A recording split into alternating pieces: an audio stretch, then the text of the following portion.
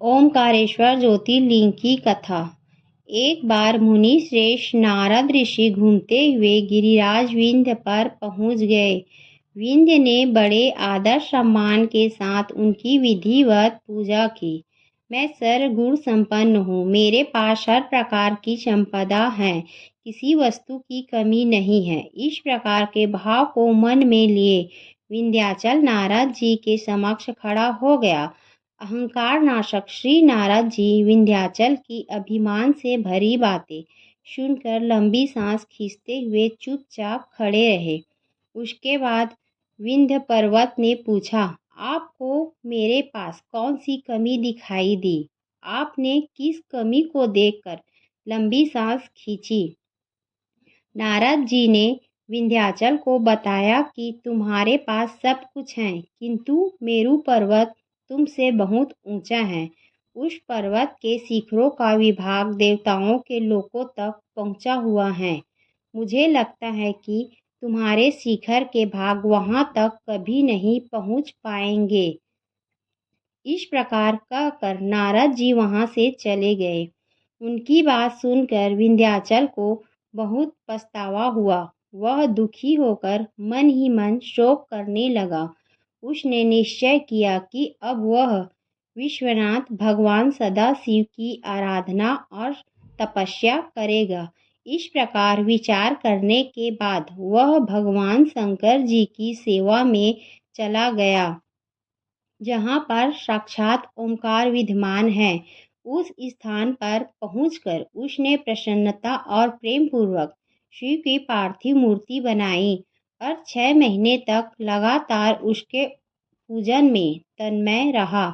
वह शंभु की आराधना पूजा के बाद निरंतर उनकी ध्यान में तल्लीन हो गया और अपने स्थान से इधर उधर नहीं हुआ। उनकी कठोर तपस्या को देखकर भगवान शिव उस पर प्रसन्न हो गए। उन्होंने विंध्याचल को अपना दिव्य स्वरूप प्रकट कर दिखाया, जिसका दर्शन बड़े बड़े योगियों के लिए भी अत्यंत दुर्लभ होता है।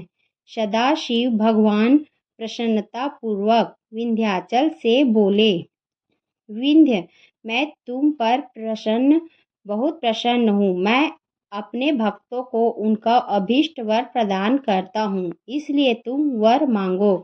विंध्य ने कहा, देवेश्वर महेश, यदि आप मुझ पर प्रसन्न हैं तो हमारे कार्य की सिद्धि करने वाली वह अभीष्ट बुद्धि हमें प्रदान करे। विंध्य पर्वत की याचना को पूरा करते हुए भगवान शिव ने उससे कहा कि पर्वतराज, मैं तुम्हें वह उत्तम वर प्रदान करता हूँ। तुम जिस प्रकार का काम करना चाहो वैसा कर सकते हो। मेरा आशीर्वाद तुम्हारे पास है। भगवान शिव ने जब विंध्य को उत्तम वर दे दिया, उसी समय देवगण तथा शुद्ध बुद्धि और निर्मल चित्त वाले कुछ ऋषिगण भी वहां आ गए। उन्होंने भी भगवान शंकर जी की विधिवत पूजा की और उनकी स्तुति करने के बाद उनसे कहा, प्रभो, आप हमारे हमेशा के लिए यहाँ स्थित होकर निवास करें। देवताओं की बात से महेश्वर भगवान शिव को बड़ी प्रसन्नता हुई।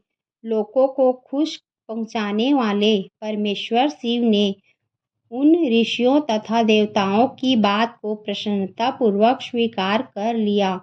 वहाँ स्थित एक ही ओंकार लिंग 2 स्वरूपों में विभक्त हो गया।